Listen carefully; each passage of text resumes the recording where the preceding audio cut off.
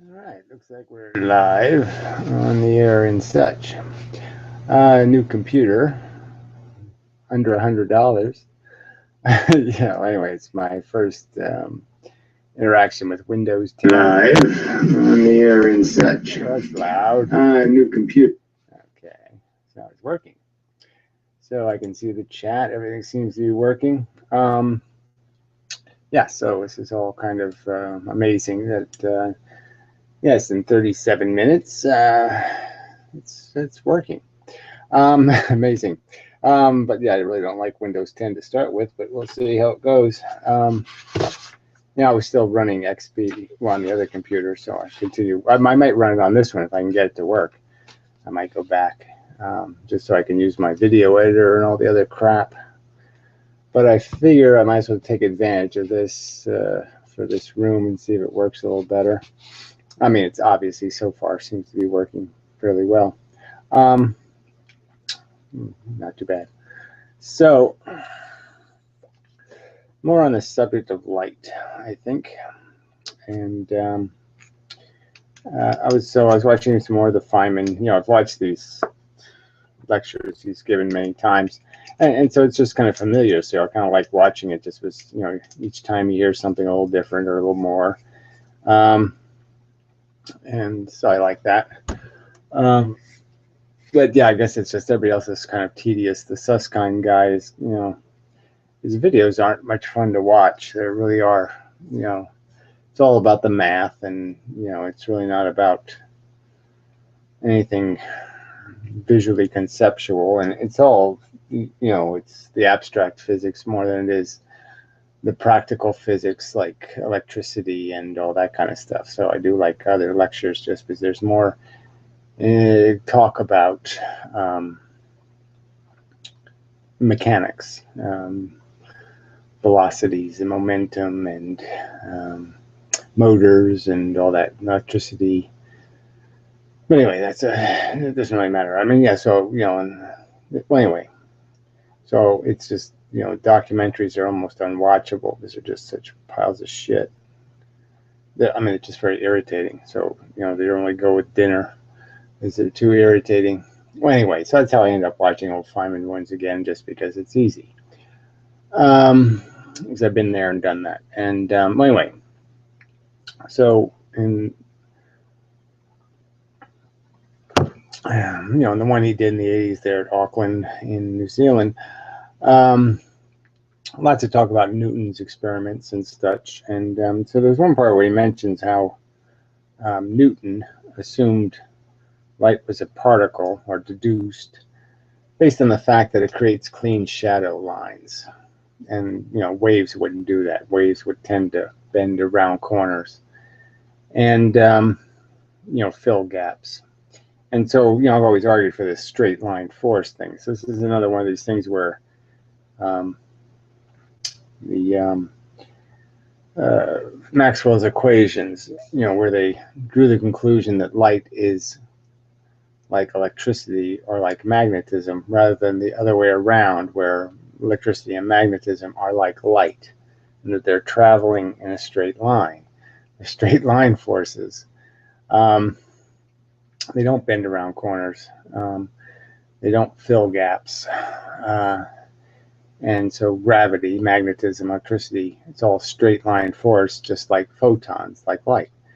So instead of giving light the wave properties of these other forces traveling through mediums, which create waves when they travel through a medium, obviously, um, they went the wrong way and presumed light to have these wavy properties as if it was going through a medium, and it doesn't do that. It interacts with electrons, and electrons create any effect we see that we might call wave-like. Well, it's kind of vibrating. Anyway, like it wants to collapse or something. Anyway, I don't know why it just feels more jiggly than usual. I gotta crawl under the house. It just rained, so I ain't doing it tomorrow.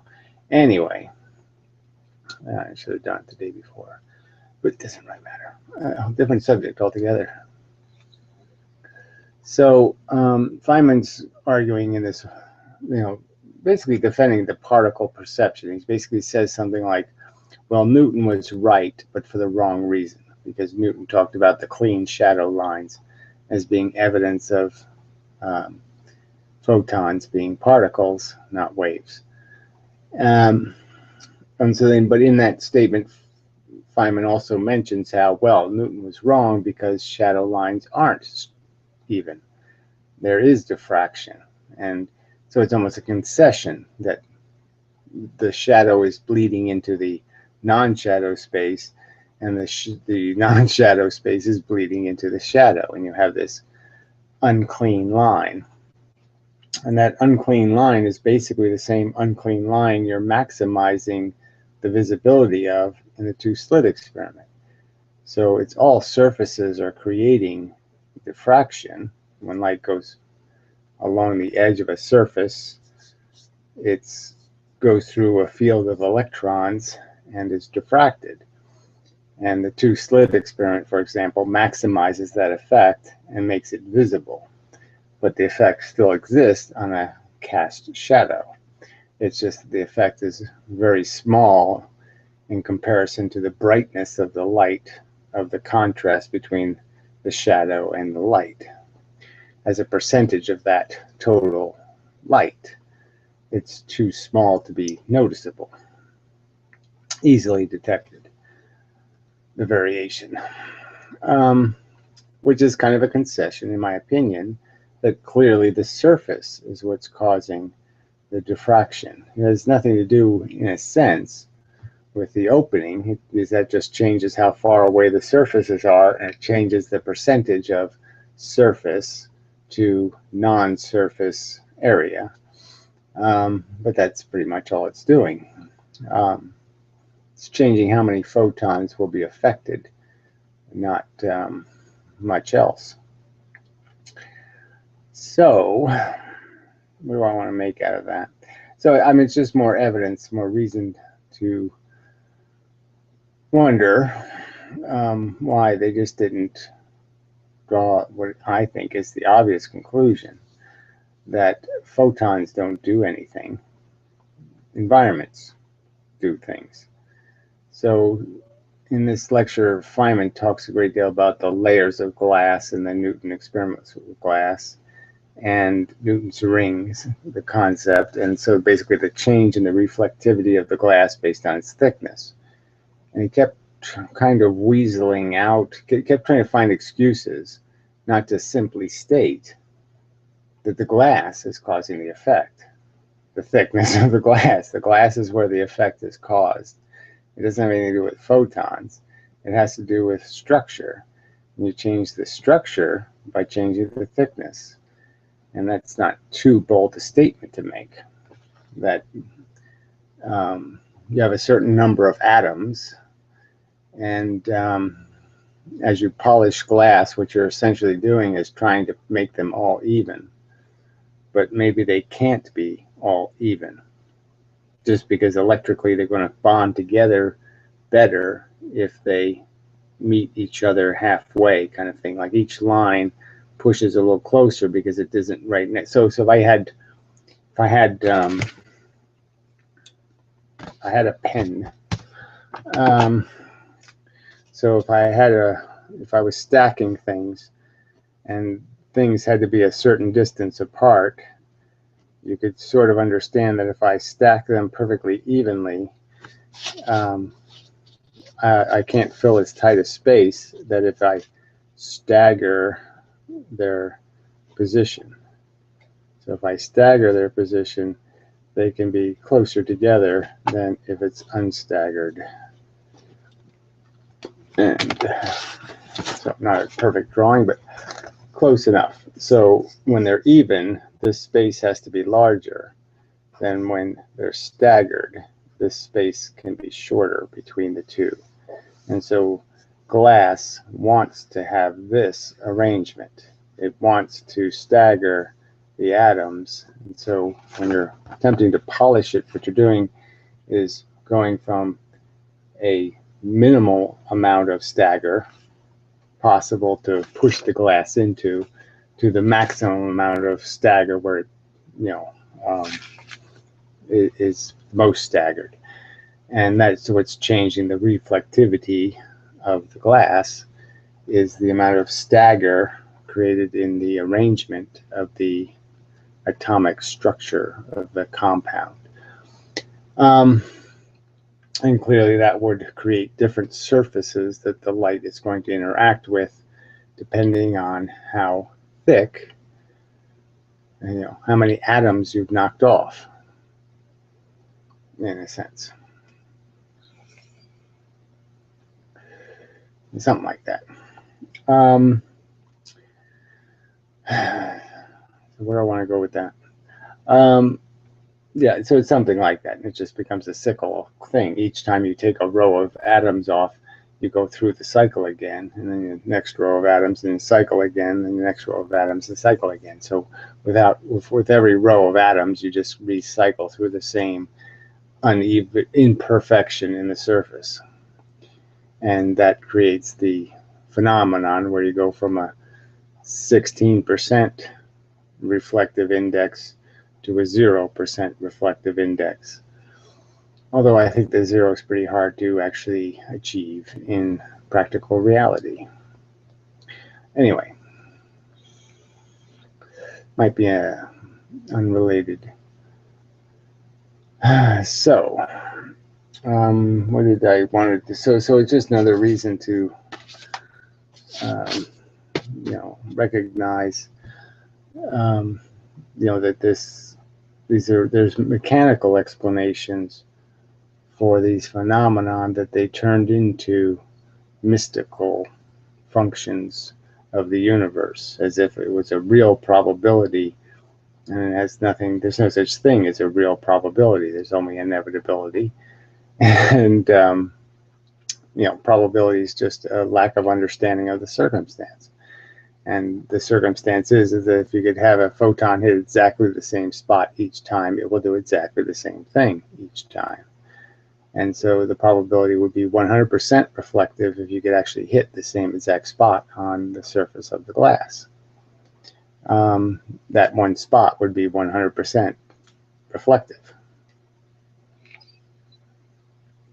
And the spot right next to it might be 100% 0% reflective and 100% transmittive. Something like that. So what else do I want to say about that?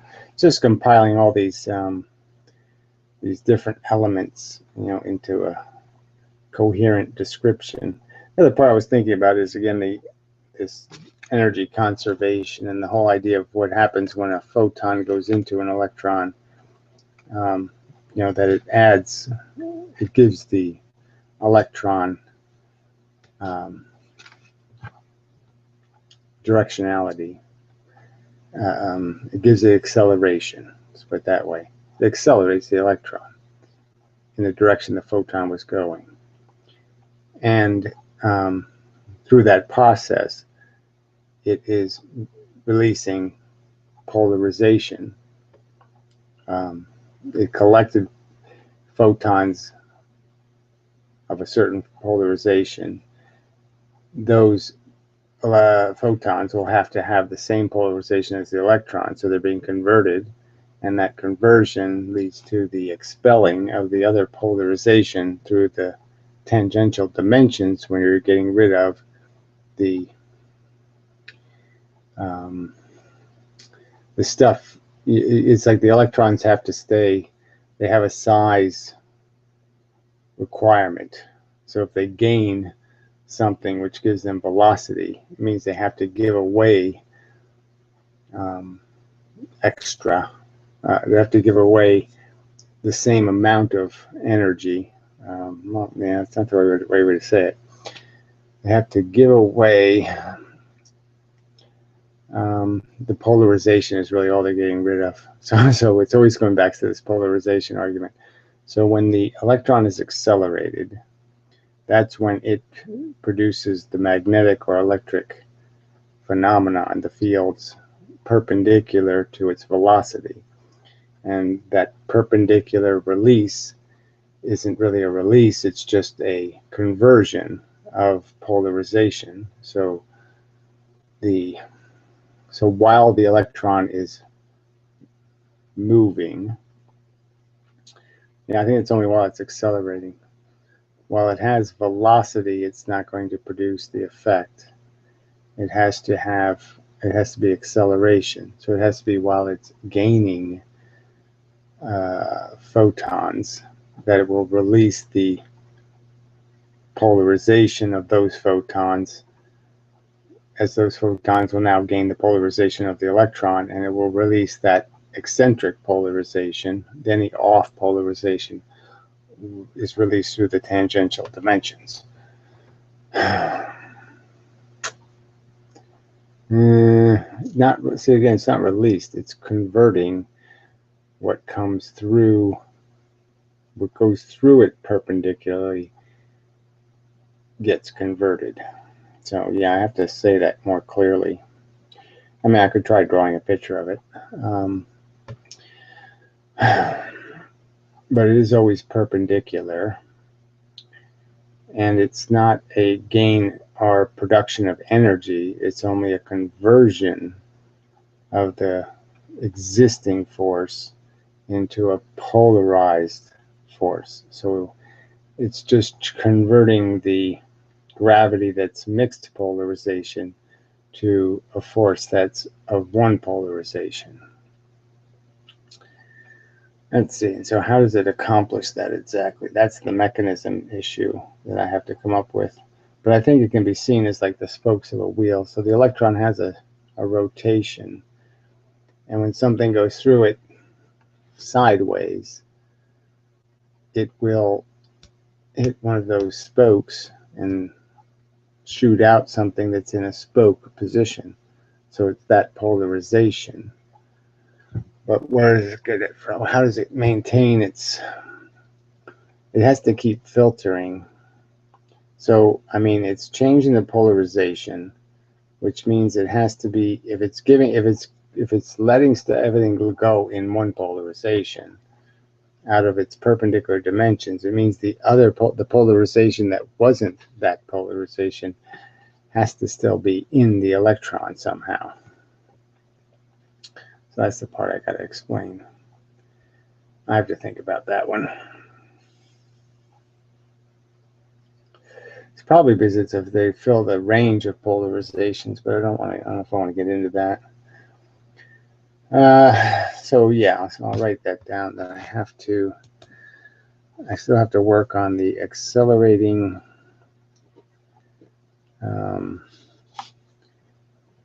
electron, which is an electron absorbing photons.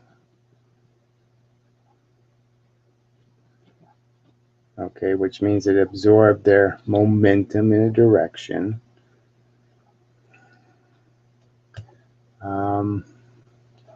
Because it's going to, if it releases them, then it'll stop that acceleration. That's how the acceleration, it gains the acceleration, which is converted into a velocity.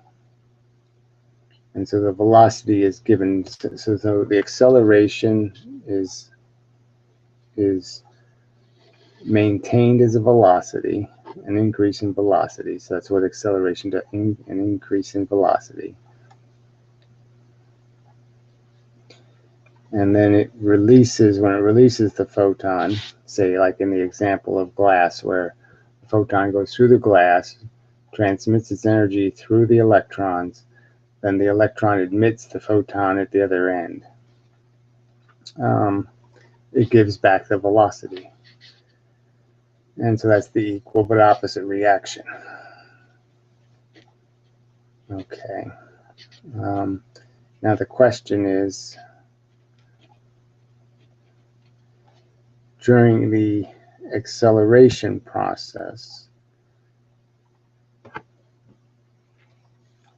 the electron converts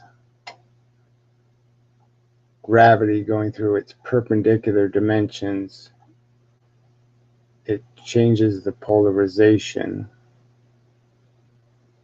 to whatever pole of the magnet it would happen to be, or whatever plus or minus charge.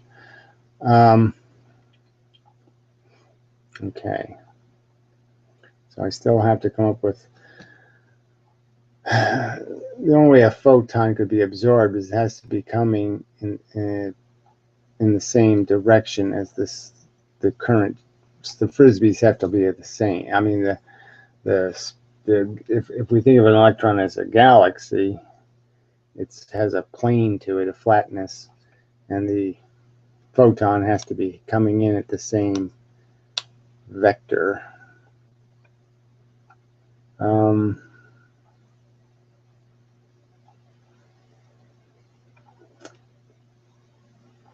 Yeah. So I'm just trying to think of whether it has to be, the photons would all have the same, the tons of the photon would all have the same polarization, but I wonder whether the polarization has to be the same as the electron, because I'm still trying to figure out the mechanism of the conversion, and whether the conversion is an exchange of polarization or an actual conversion where the universe is actually creating an imbalance in polarization. Let's say the universe started off with just as many things polarized in this direction. Sorry, I keep forgetting that using this camera. Just as many things in this direction as this direction as this direction.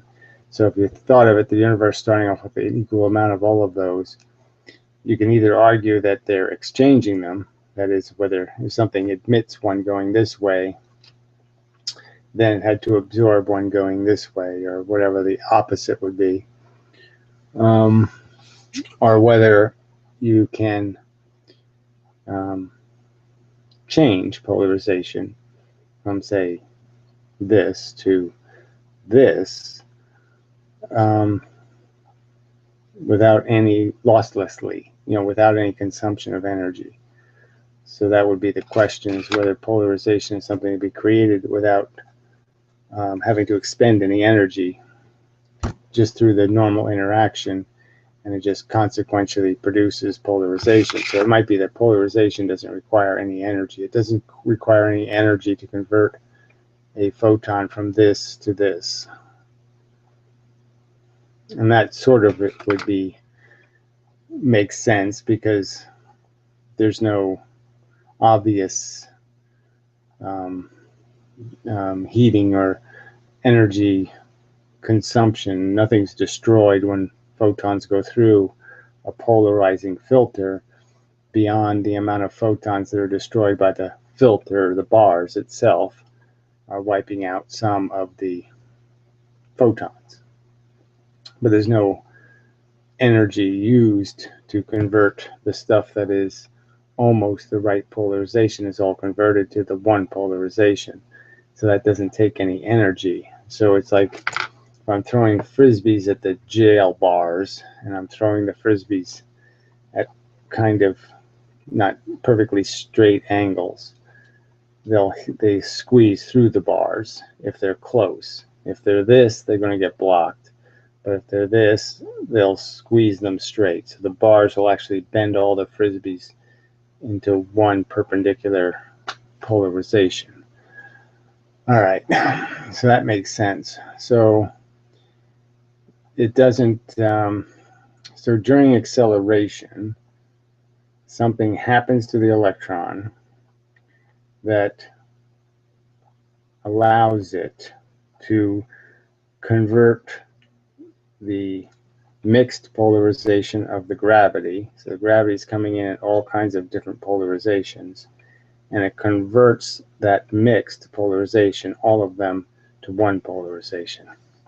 I see, not all of them. It could just be the ones that are close. So it takes, say, 25% of the gravity and makes it one strict polarization. So it acts as a polarizing filter when accelerating. So that's a good way to say it. So an electron accelerating becomes a polarizing filter for any ton traveling through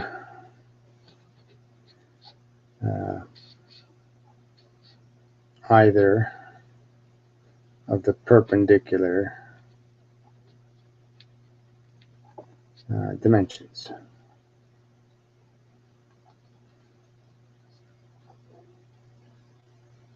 And the faster the acceleration, the faster the electron is being accelerated, you could almost argue that the capacity to do that polarization becomes less and less. I'm just trying to think of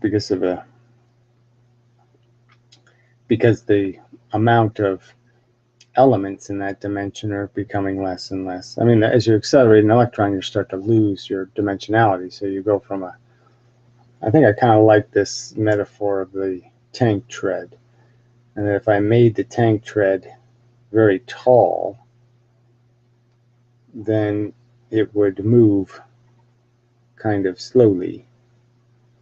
But if I make the tread very long, then it'll move very fast for the same,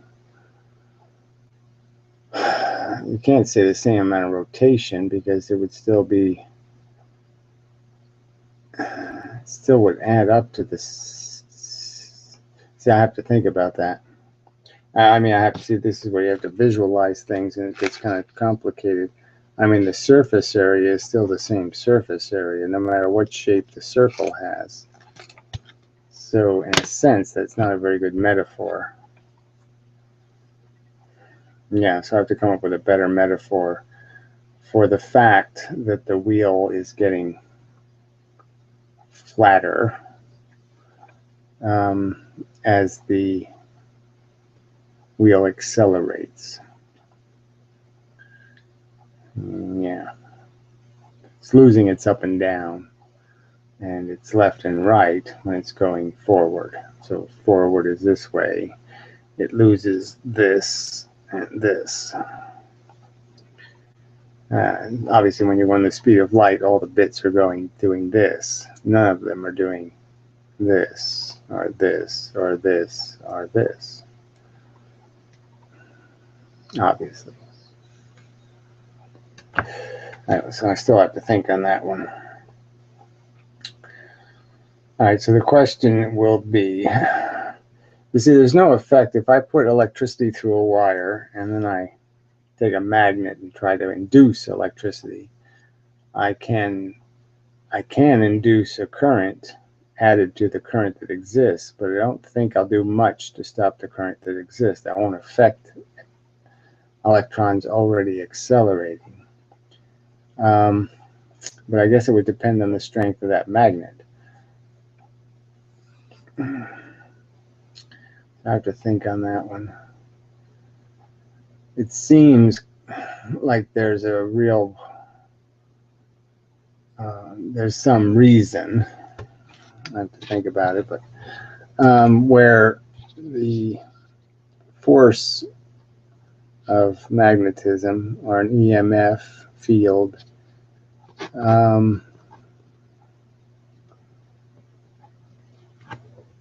can't affect a electron with velocity.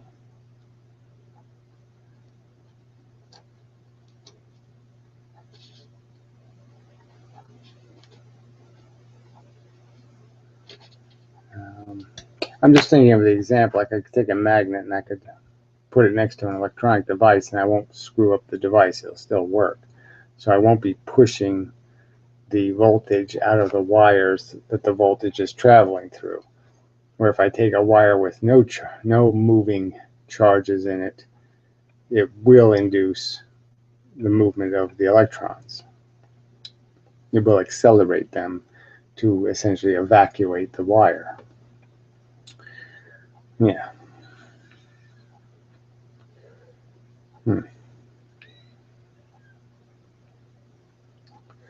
So I have to figure out why that is.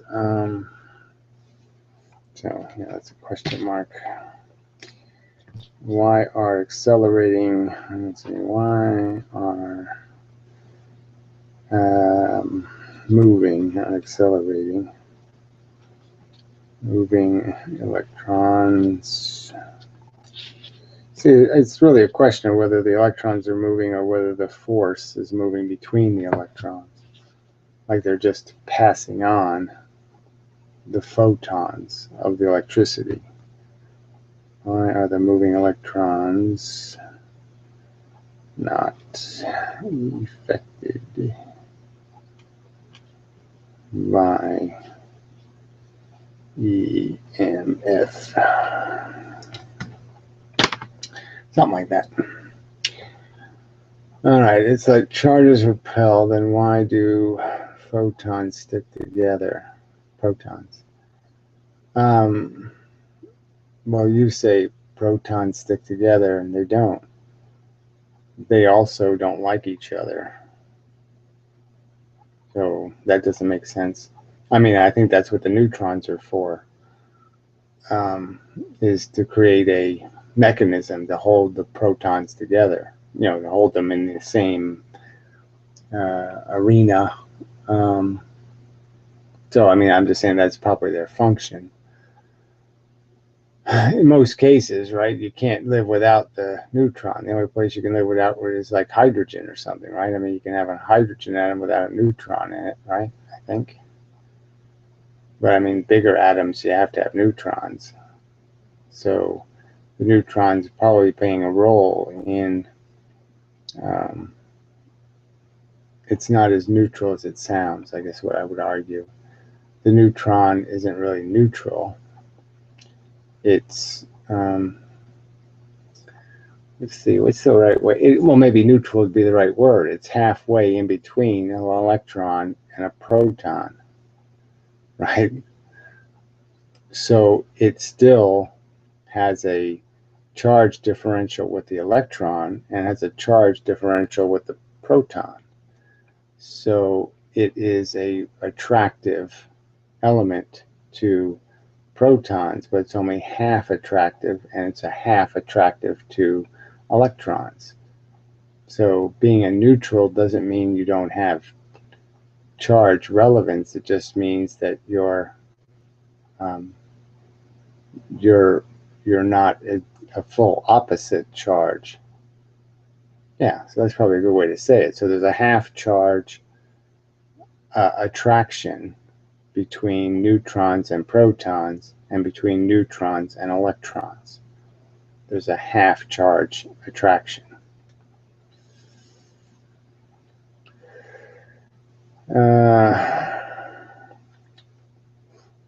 Yeah.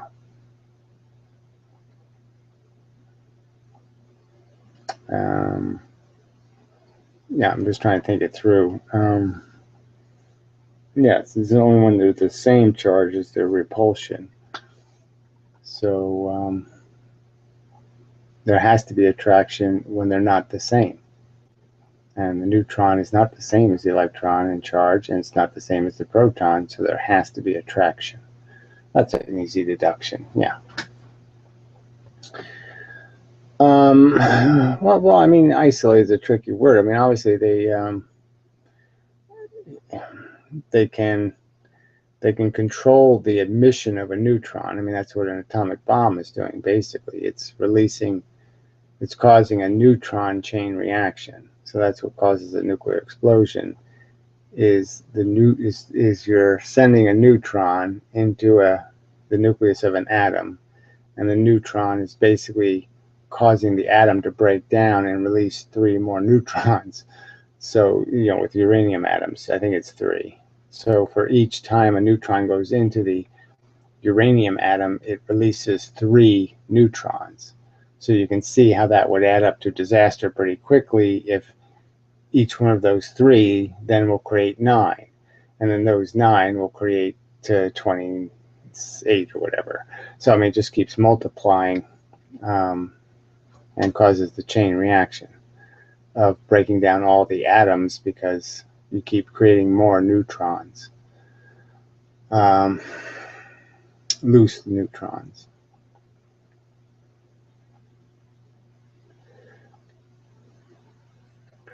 Well, I'm just saying that we know what a repulsion is, right? If we say repulsion, so the question is, how could it attract both? If we know having the same charge is repulsion, and I'm just saying, if you have an uneven charge, that would automatically indicate a kind of attraction or less repulsion. I mean, I see what you could argue that if you have a half of an electron, there would still be a negative charge, and negative plus negative would be repulsive. So that breaks down a little bit, but it all depends on whether you think there is a real distinction between positive and negative, where one is zero. So I guess what I'm arguing is one is a zero state and the other is a higher state, some plus number. So the plus is sort of theoretically infinite. If you could create a good enough insulator, you could create a huge giant voltage potential. So the voltage potential, the charge in absolute sense, could be anything. And so if you think of the electron as being the zero and the proton being 10,000 positive, you clearly could have something that's 500 positive that would still be attractive to the electron, but it would be unattractive to the proton because it's still negative compared to its positive, and it's still positive compared to the other things negative. Yeah.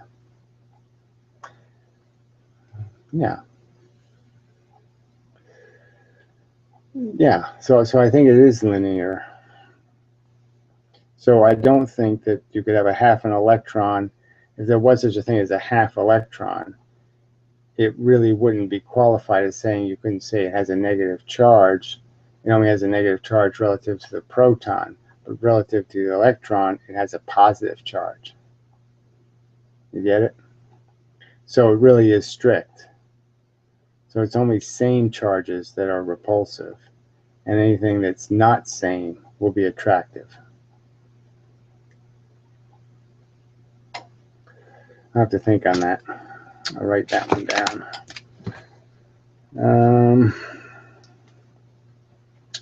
Same CH charges are repulsive.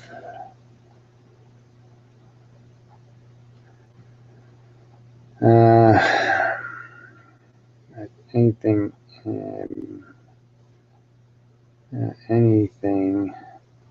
unsame would have to be attractive.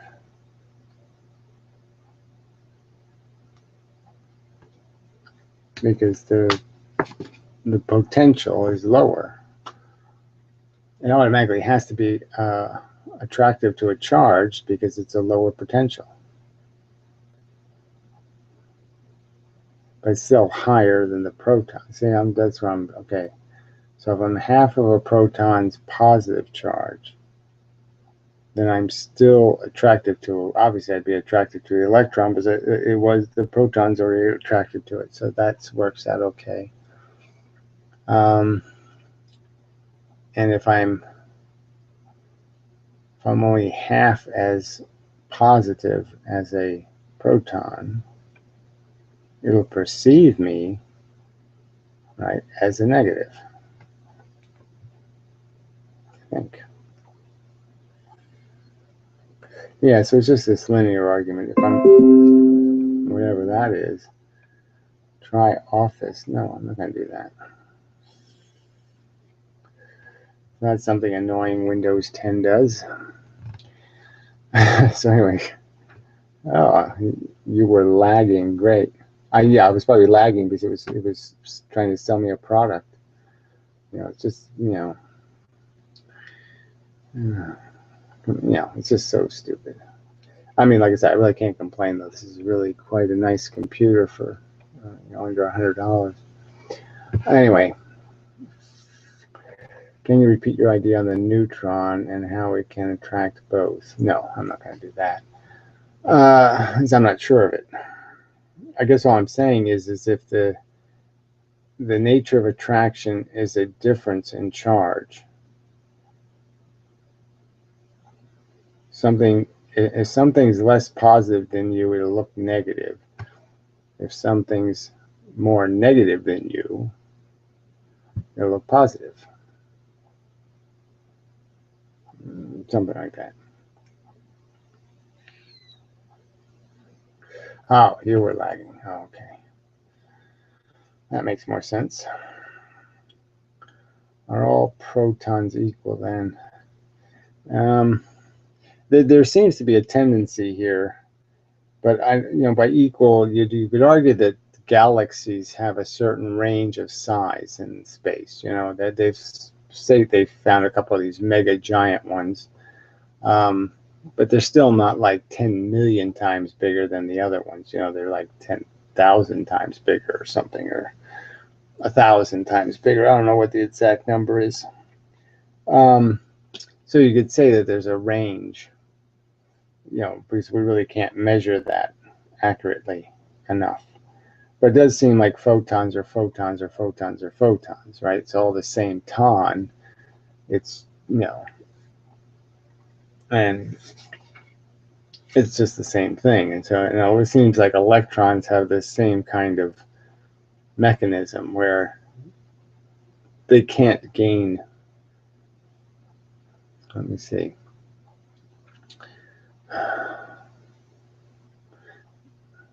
See, I'm trying to think. I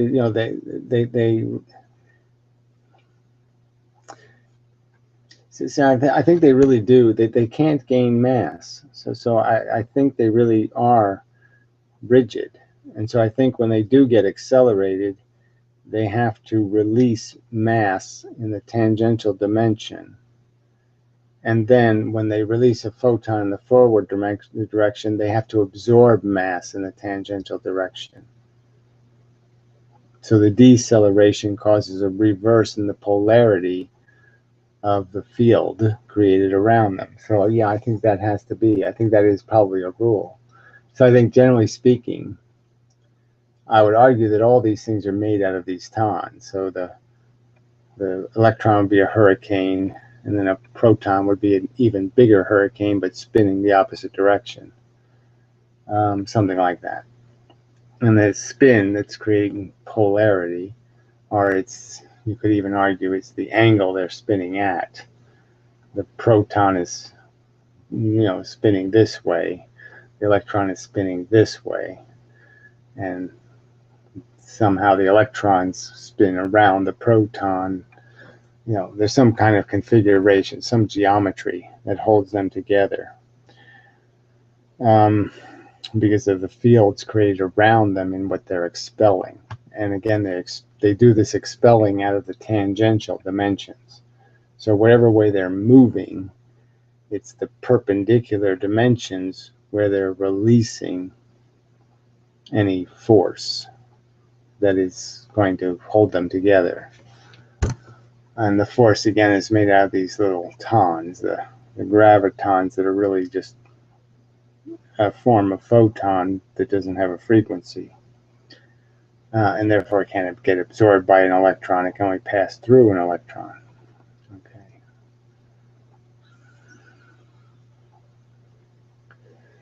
Yeah, so I still have to figure that out, whether there's a real, the idea of the polarity being reversed when the electron is accelerated because a photon came in moving this way. It gave up ton this way out of its perpendicular dimensions. So it can do this forward thing. And then if it releases a photon in the forward direction, that will stop its acceleration, its velocity, and it will force it to absorb tons in one of the perpendicular dimensions, creating the shadow effect, which is attraction. So when they decelerate, they create attraction. When they accelerate, they create repulsion. So the force is going out when they're accelerating. When they're decelerating, the force is going in. So it's the positive, it's like regular gravity when they're decelerating, in the sense that it's the shadow idea. The gravitons don't get through. They're blocked, they're absorbed. And the extra ones are admitted when it is accelerated.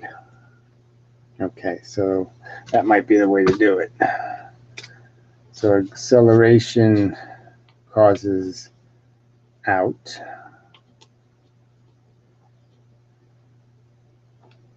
Causes out, and then deceleration, that is admitting a photon in the forward direction, causes it to absorb too. So that is in, our absorption of perpendicular.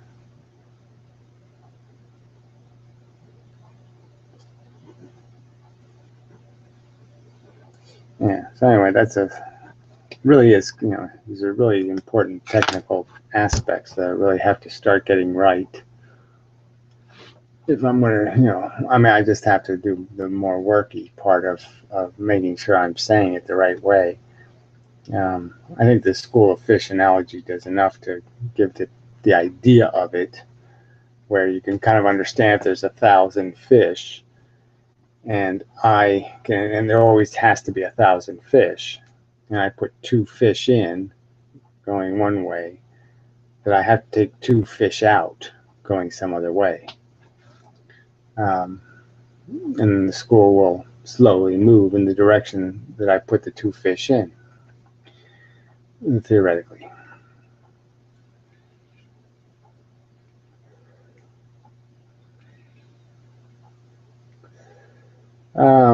Yeah, well, 400,000 doesn't sound like all that many years, right? I don't think that it happened that way. I don't think the Big Bang was photons, because I don't see how they could possibly condensate.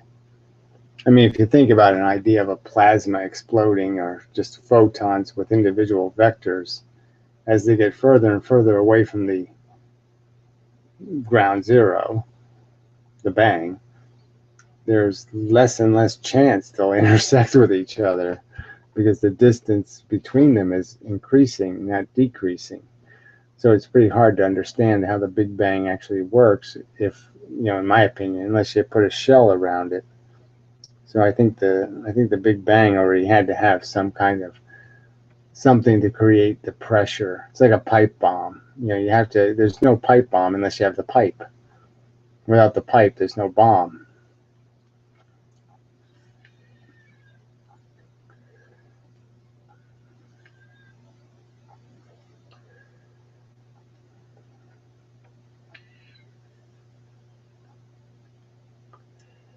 Yeah, pretty much. So I'm not too sure about the Big Bang.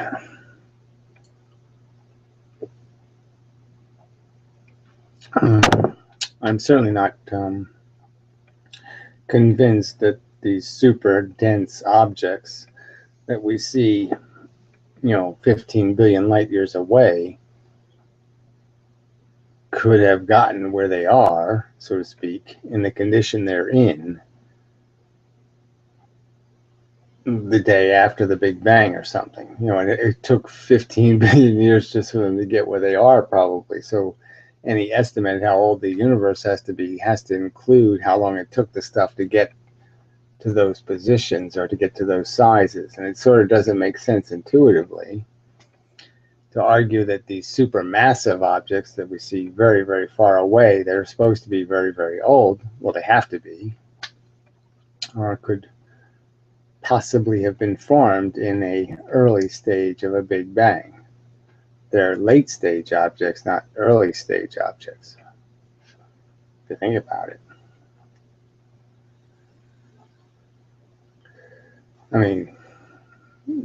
Early stage would be blobs of gas that galaxies are forming out of. But that stuff's not 15 billion light years away. It doesn't need to be. It's much closer. So that's a function that's happening all the time. So, yeah, I'm uncommitted to an opinion on whether you need to have a Big Bang at all. I think they're miscalculating redshift, and I think that's causing a lot of problems. Because I think they're assuming they understand redshift when they don't. So they're doubling the speed of stuff in the universe, which I think is breaking a lot of their math, because that's why it doesn't work, is because, they have over perceived the actual speed of things. So I think redshift can be created two different ways. I mean, I think it is a function of time dilation. When the metabolism of the thing producing light is slowed down, it's also going to slow down the frequency of the light it's producing. So just as you're getting cryogenically frozen, you start talking slower. Well, you would start producing photons slower too, causing the redshift. So something going sideways to you could appear redshifted, like it was going away from you, when in reality it's just that it's moving fast sideways, and it will cause redshift also. Once it's a sufficient enough speed to cause some time dilation. Yeah. So, yeah. Sorry, I am getting tired. Yeah. Too early to quit though. So maybe I'll get a second wind.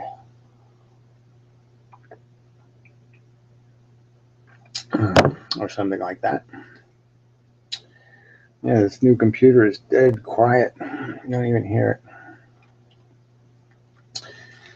But yeah, I wish they get, maybe somewhere on Windows 10 they give you some kind of option to view things the old way. I'm just looking for things like, system, something, where I can't even find where I can find out what this computer is. Where do I find what the computer is? I mean, they don't have like a device manager thing here or something. It's like, just not as obvious. System. Well, there we go. Let's see what that says. Change the size, text, apps, and other items. I don't want to do that. Customize your display. I don't want to do that right now either. Default about. Let's go to about. Yeah. There we go. Yeah, so it's a Pentium J2900. I wonder what that is. Never heard of the J thing. It's supposed to be a quad core. Does it say that somewhere?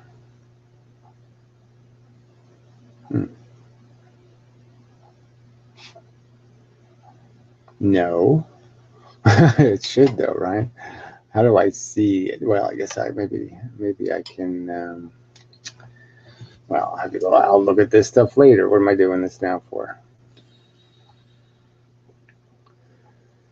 Let's see, related items. Oh, there's device manager, but I won't bother there right now. Yeah, I wish they had more on the CPU.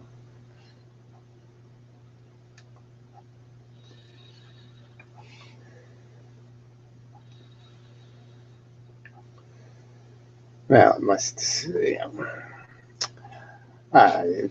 System info. There's some more system info.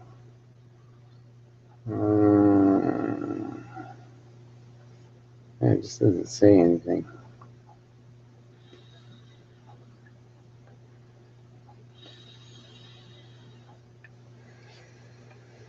Advanced system settings. Oh, no, I don't want that. Oops, my mouse has failed to move properly. Oh, there it goes. It's got all these extra buttons on the mouse. I don't know what these do.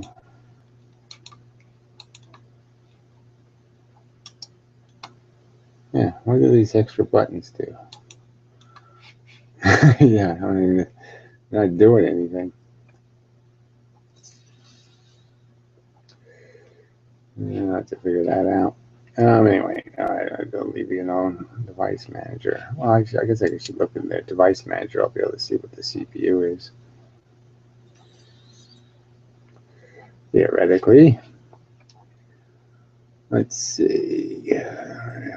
Imaging, mice, monitor, processors. There we go. Ah, yeah, there's 4 of them. Okay. Excellent. All right, so enough playing around. All this crap. Well, once you load crap, you're stuck with it. Win plus E to get to your files. Win plus E, I don't know what that means. Oh, the Windows key. Okay. I've never even touched a Windows key in my life. It's just kind of funny. But yeah, okay, I'll try that.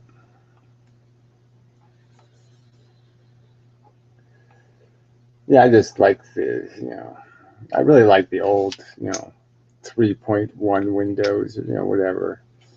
I mean, the old style is just, I like to be able to see my files. I like to see the whole name of the file. I like to see the dot file name, I mean, it's just, I hate the way they make everything, whatever it is, imbecile. Like, I don't like the glossy, lack of detail. But anyway, it's just me. This mouse doesn't like you using a piece of paper that moves. It's kind of funny. Some mice want the paper, some like the surface better. Yeah, it doesn't really work at all on this desktop. It really does need a piece of paper or something. A fake pad of some kind. Yeah, it's a little sloppy. What's this little button up here do? I might change the DPI. There's a button on top. Anybody know what that does? Yeah. Can't make it do anything. So, well, anyway, so I got 3 extra buttons to figure out what the hell they do. Probably turned off the volume or something. I probably already did something stupid, so I shouldn't mess around. All right, so let's see. Do I have more strength to say more about? Well, it's all straight line force, and so the real thing isn't understanding photons. The thing is understanding that all force is like light, except it's invisible. So if you could make all the forces visible, well, it's even like light, though. That wouldn't help you too much, right? Because the only way you see light is when the light goes in a wrong direction. So you only see a laser beam because some of the light hits dust and then reflects to your eyes. So it never got to the destination. So you're not seeing the light going somewhere. You're just seeing a piece of the light getting consumed by your eyeball. So in that sense, you're not seeing the force. You're interacting with the force and such. Yeah, I don't know. Maybe they're game things. I didn't think of that. Yeah, maybe they're extra buttons for jumping and things. Yeah, I don't know. I mean, it's not got that. It's got this stupid arrow. What I mean, the stupid thumb hole on the side, and so it's got 2 buttons over here, and then it's got some little dopey button here on the top. I don't know what that one's doing.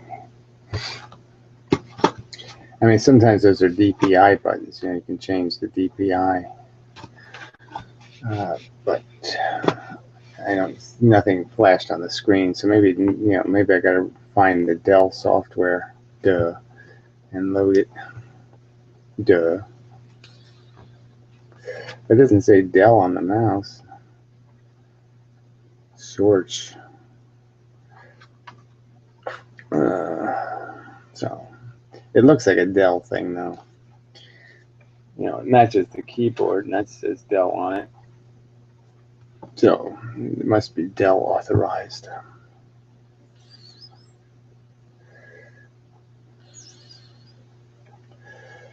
Well, it's conductors. Conductivity is conductivity, right? So when you touch the fence, the salt in your skin goes into the water on the fence, and it creates a better conductor. So you get more of the electricity because the salt spreads into the water and makes it more conductive.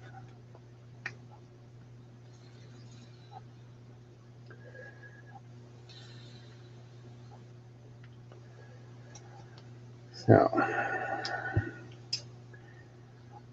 the better the conductor, the more electricity, you know, that kind of thing.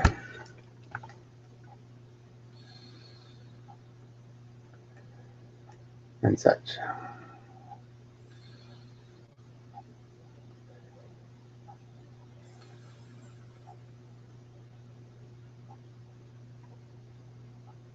And so forth and whatnot. So,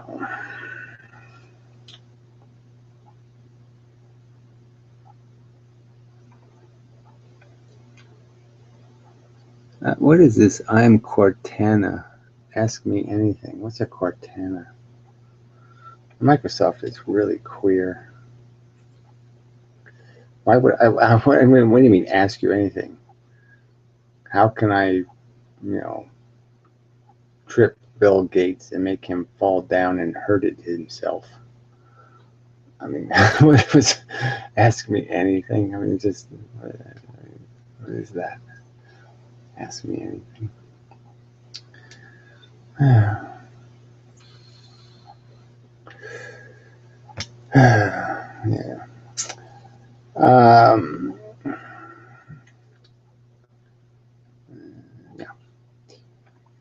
So, gee, it's not so hot in here. It's really quite cool now. I'm still kind of hot. I hope I do my temperature thing. Make sure I don't have a fever. Anyway, I'm getting tired. Just saying. So I'll probably bail pretty soon. If somebody shows up in a talking mood and such.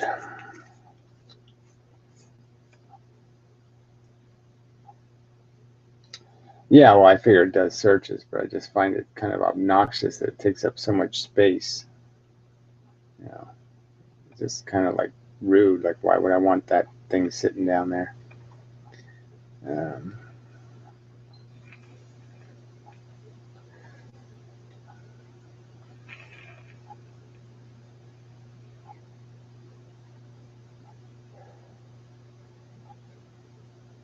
That's okay. I mean, it's just kind of funny too, because, you know, Windows 10 startup, you know, they ask you, you know, they like talking to you, like they write stuff on the screen, hi, you know, blah blah blah, little conversation kind of stuff. And you have to fill out a couple of yes or no questions, and you know, become a friend of Bill Gates or whatever, and Facebook him and stuff. But whatever. But the funny thing is it does that before it does your hardware profile. So, you know, my mouse didn't work. It's like they didn't really make it keyboard friendly. You had to keep using the tab button to get to the, you know, it really was kind of stupid. Like, they should know whether I have a mouse that works, you know, but it's not plugged in. It's a, you know, whatever that is, a Bluetooth thingy or whatever. Just seems kind of stupid that they have a form that's really kind of, I mean, the next button is all the way over there. You really can't get to it with your keyboard.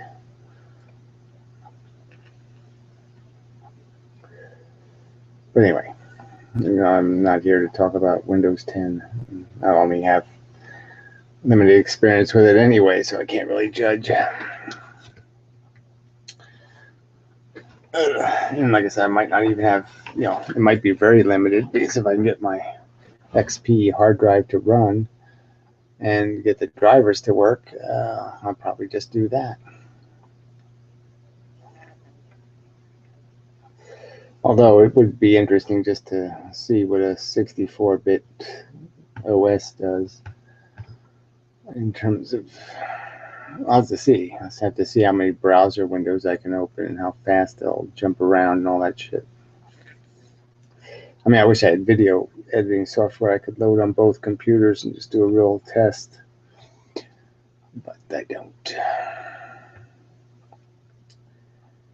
So I won't.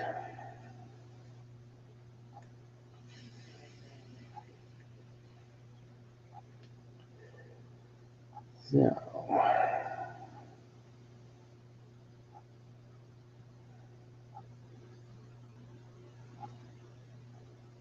I don't know what that means. The search engine is like a personal computer, Google.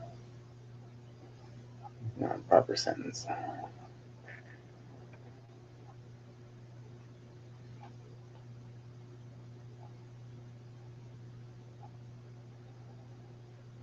So anyway, yeah, so kind of a whatever. Yeah, I just had this stuff on my mind, so it was worth talking about because I really do see where I just have to do more about this difference between an accelerating electron and one that already has velocity and field implications. Because you really only have the EMF if you change the polarity of the electricity. So once the electrons are moving, they're not creating any field. So they have to keep accelerating. And so you can keep accelerating constantly if you keep changing direction. Because then you're accelerating, decelerating, accelerating, decelerating. Because decelerating is the same as accelerating. So you're in a constant state of acceleration if the polarity of the electricity is alternating. Where if it's DC, you're not in a perpetual state of acceleration. You're in a perpetual velocity, and so you're not creating any EMF. Yeah, so that's a good way to understand it. Okay, so I just have to build on that. So, yeah, I mean, doing these rooms is really helpful because I just go through my own thought processes, and so I think I can make better arguments in the future by going through this laborious process of thinking these stuff through in some sort of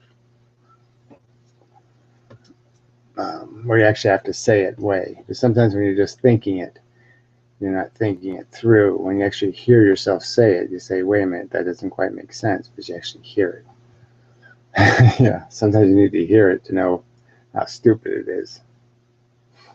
Yeah, something like that. Yeah.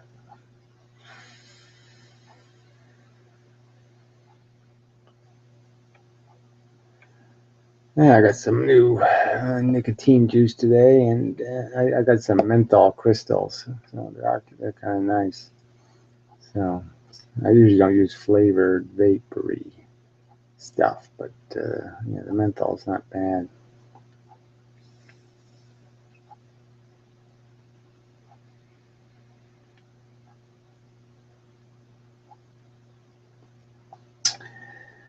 But I will probably use it to excess. Yeah, I'm thinking, yeah, I gotta put a couple more crystals in there. Yeah, a little bit stronger would be good. Yeah, I'll end up making it too much.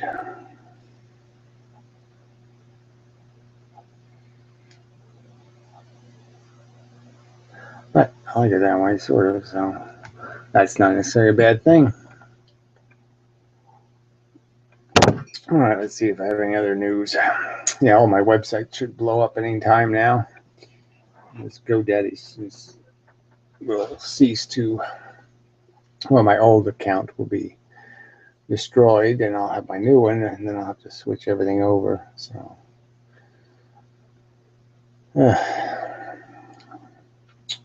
but I just figure I'll take it one site at a time and try to rebuild them in a new and better, new and improved way.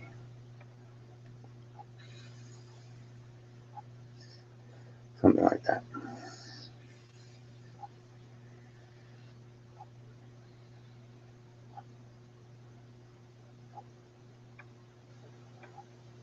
And anything else?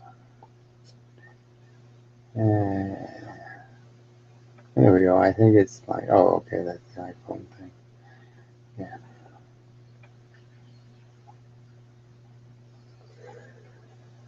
Yeah, so I guess Microsoft is still copying Apple or something.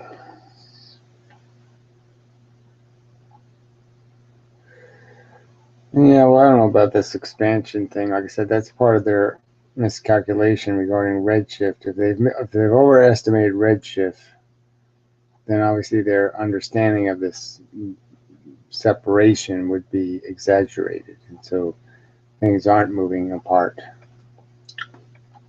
Frankly, I don't think the expanding universe makes any sense, really, right? Because the universe inside of atoms is the same universe that separates the Earth and the Moon. And if you start thinking about everything moving apart, especially in the atoms, you could see that that's not going to work, because this is all based on fields, and the fields would all break down. So it sounds kind of not right, because if space is expanding, then, like I said, Pluto is going to fly away. Things will lose their connection to the other things. So I don't think that's right.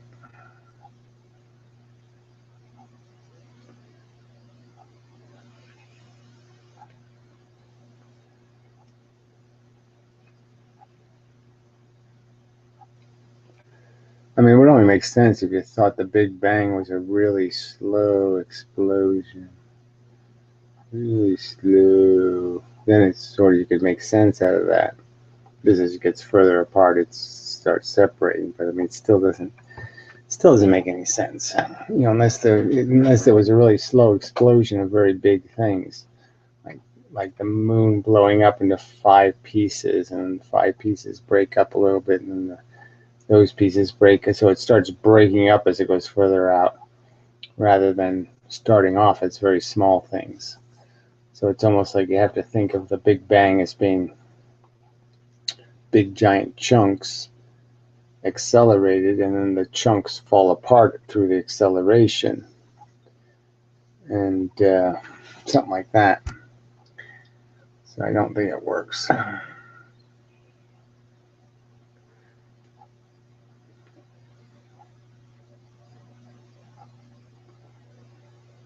Yeah, I don't think I'm just saying, I just don't think that works mechanically. I don't think the universe could be 15 billion years old if it was still expanding at anything near the rate they claim.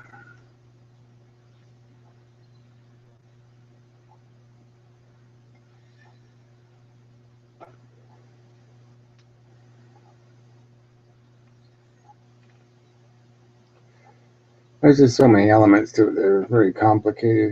There's all these big things moving very fast. It's very hard for a big thing to acquire velocity in one direction, right? So to move a big thing in one direction to get it to a high velocity means it has to either collect a bunch of stuff that's already moving that way, or it has to be hit by a lot of stuff going that way and not going the opposite way or some other way. And so velocity is a hard thing to acquire in a neutral universe, because it would require quite a bit of force to have velocity. And so you can see that big chunks of like a supernova exploding, you can understand how a big chunk could have a pretty good velocity. But we're talking about things bigger than suns having very high velocities. And I would argue, where did that energy come from? I mean, how did it collect all of that force in one direction? Because it had to collect it, had to acquire it somewhere. It didn't just happen to have a velocity. It had to collect the velocity.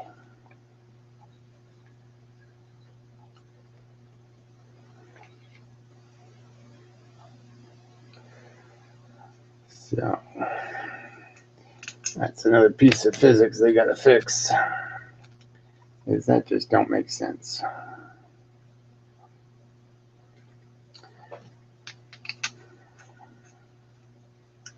Big things don't move fast. Little things move fast.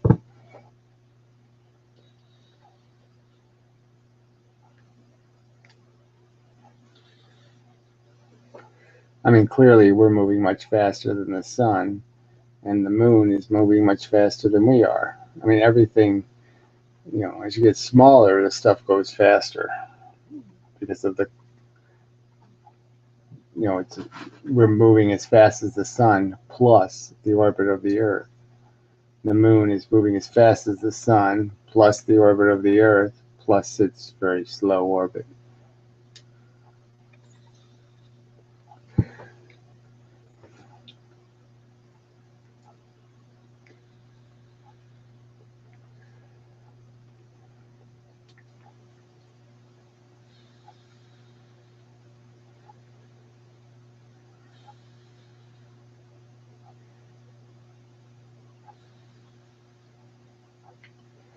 So anyway, I probably should have done 2 of these in a row. So I'm tired. Yeah, I didn't sleep very much last night. And so, yeah, it's kind of silly. In a way, kind of, maybe a little bit. All right, so sorry, not a great deal of physics in the last half hour, but, it happens. I gotta figure out what these extra buttons do. All kinds of missions I can go on now. But yeah, I'll be curious if I can run my XP on this computer. But I really should see what it does first. I have to find some way to test its speed and such. Yeah. So anyway, oh, there we go. How come roller coasters make you feel sick, but moving at 2 million miles around the sun doesn't? At 2 million miles. 2 million miles, what, an hour? I don't think we're going that fast. Yeah, well, that's just the issue of, because of the roller coaster, we're in very strong gravity on the surface of the Earth. And there's no, the force you would feel from the velocity of the Earth doesn't have anything to do with that gravity. So it's only the gravity that makes the difference, right? So without the gravity, you would be in a constantly weightless state. So no matter what your velocity, you wouldn't notice it. But I mean, materially, you would notice it because your material form would start to degrade as you go faster and faster. All the atoms become misshapen, they stretch out, and you would die.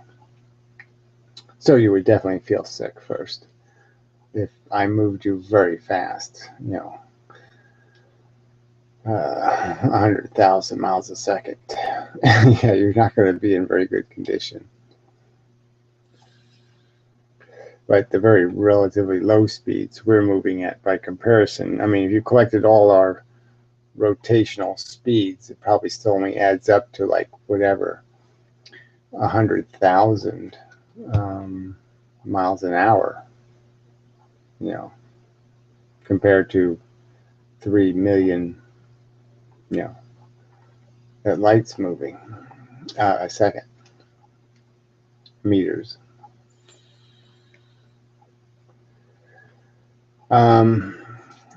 So it's just, but yeah, it's just a gravity thing.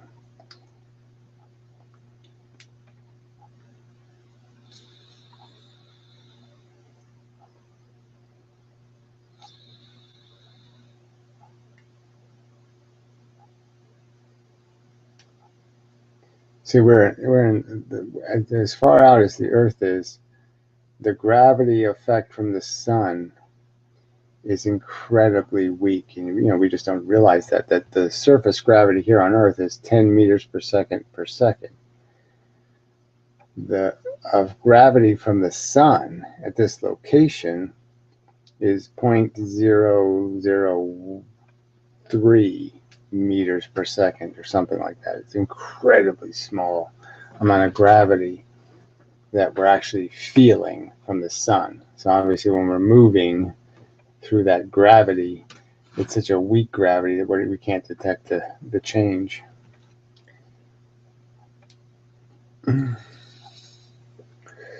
The interval of change in speed. I don't know exactly what that means, but change is acceleration or deceleration. Acceleration forward or backward.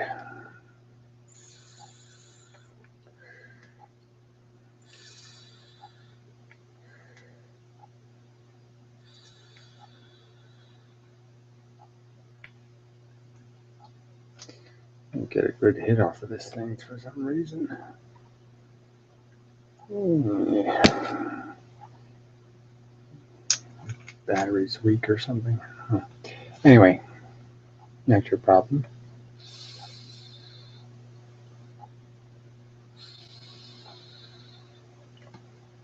No, it's not really the change in speed. It's the change in your orientation to gravity. As the roller coaster changes its position, the gravity of pushing on you is pushing on you in different positions.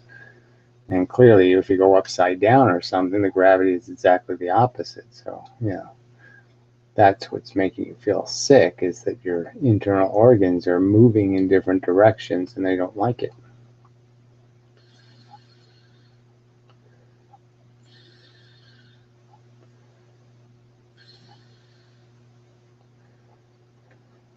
Yeah, I picture your atoms splitting light, spitting,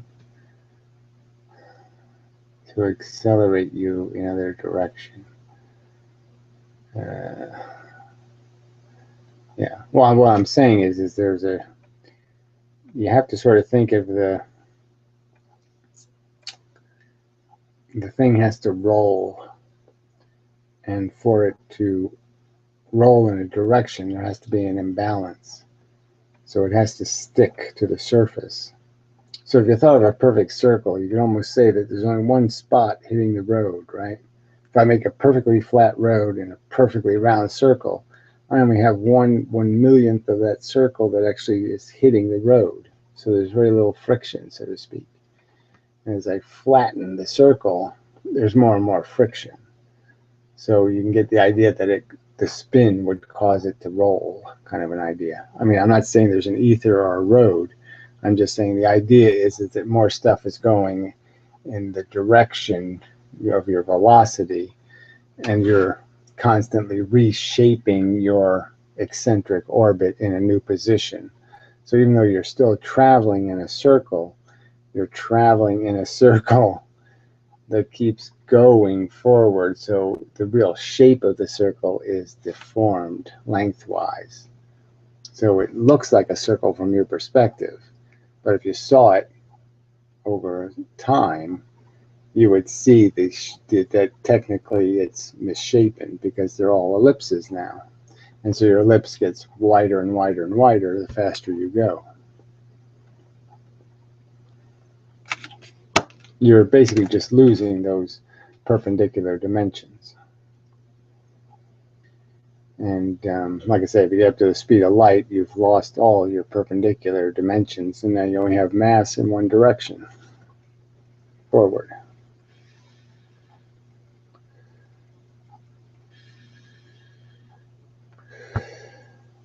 Let's see, different directions relative to just standing still. Well, it's always just relative to some other position, but I'm just saying it doesn't matter whether you call it standing still.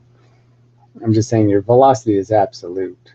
It's a real thing. You have an absolute velocity towards, relative to a dead piece of space. So yes, relative to something else standing still, you have an absolute velocity that has an absolute vector. And it just keeps getting bent because of the gravitational fields you're in. each field is bending you in some direction. Different direction relative to current directions.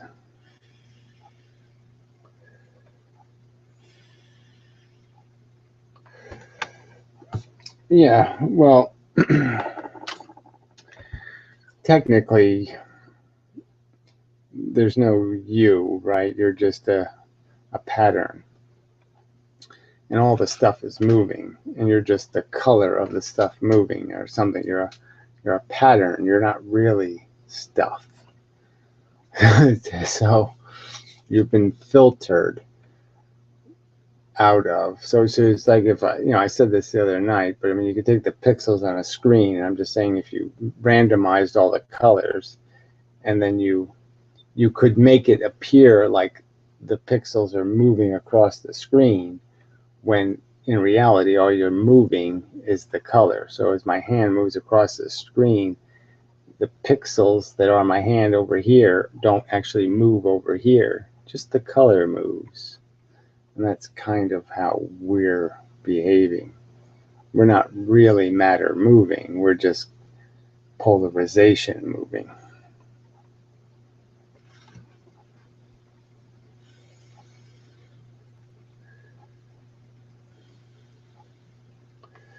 So the current direction is based on the Earth's movement.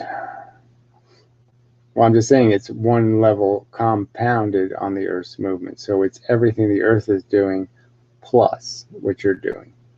So it's always the plus thing. We're stuck on the Earth. We obviously have every bit of velocity the Earth has. We have exactly that same velocity. Plus, if I run that way, I have more, I have some little extra. I'm going a little faster than the Earth then.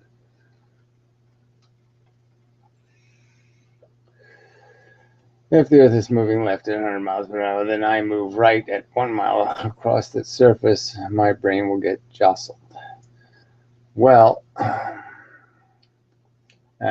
mean, that gets a little complicated when you start talking about the rotation or the spin of the Earth and counterbalancing the spin, because you're only counterbalancing, like obviously half the Earth in a spin situation, half the Earth is moving one way and half the Earth is moving the other way. So they're undoing each other. One's going forward, one's going back. So when a sphere spins, one side of it's going forward, one side of it's going backward. So it's conservation. So it's not really moving, technically.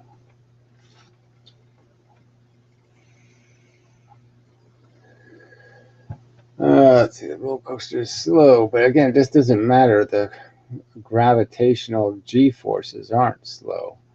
So I'm just saying it's how many times you're going against gravity, like you're accelerating against the gravity, and then accelerating with the gravity. You end up doubling the effective force, right?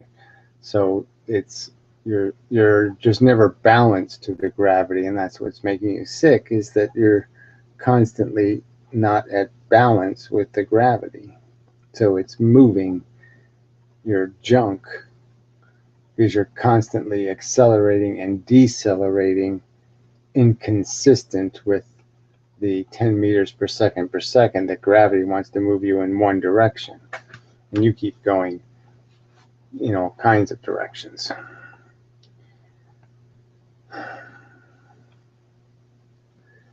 Yeah, well, it's not necessarily temporary, because acceleration leads to a velocity, and the only way you get rid of the velocity is to have a counter acceleration.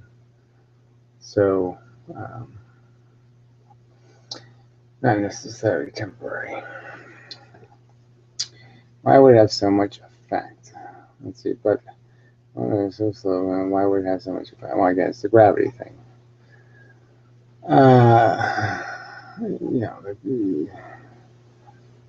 Your system is habitized to a standard gravity, and you're obviously changing your orientation to that standard by being on a roller coaster, and your system doesn't really know what to do about that.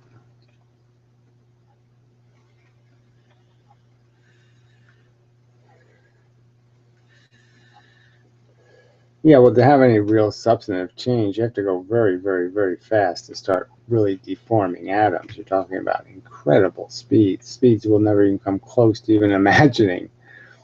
I mean, the fastest thing we can make goes, what, 50,000 miles an hour?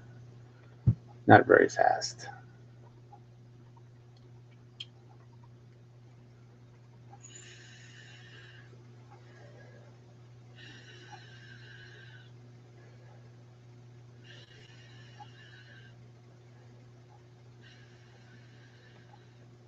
I mean, compared to 386,000 miles a second, you know, 50,000 miles an hour is pretty fucking slow. Anyway, oakley doke. Really am tired, so I will be back. Who knows when? Somewhere in the next day or two, and try again. And continue to try again, and again, and again, and again. So anyway, I am looking for debunkers to give me real arguments about why it's not possible what I have theorized to be the correct explanation of our reality. So, and I broke the mouse. Cool. Yeah, otherwise, hello, mouse, come on. What are you doing? Not moving properly. Maybe it's one of these buttons I shouldn't have pressed. It really is broken. Let me try turning it on and off. Maybe the battery's getting low or something. There's a free battery.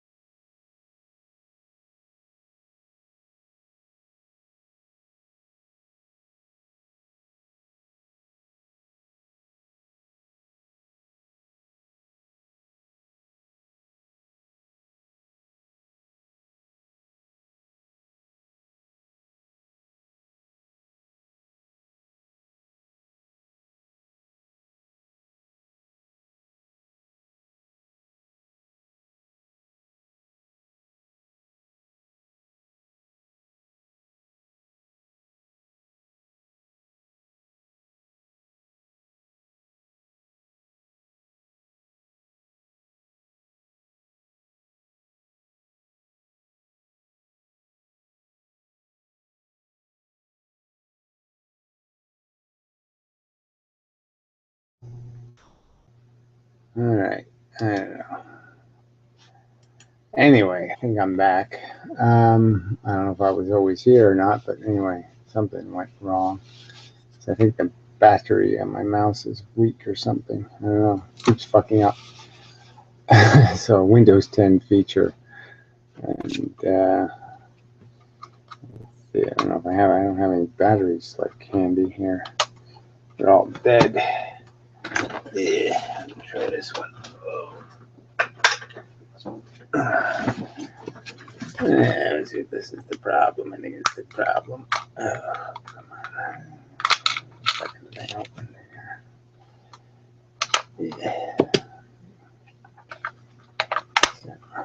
only thing wrong with this very nice computer is that they give me a shitty battery, maybe. No, that battery is not any better, apparently.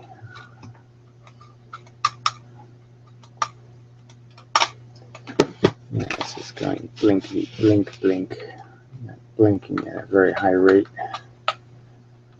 We had a battery in backwards. No, I had a battery in right. Oh. Yeah. Gotta quit leaving batteries in the recharger when it shuts off because then it just kills the batteries. Okay, that looks a little better.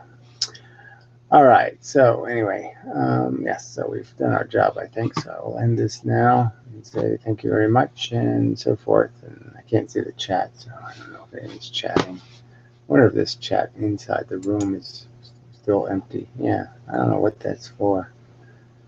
But no one seems to be able to access that, so useless.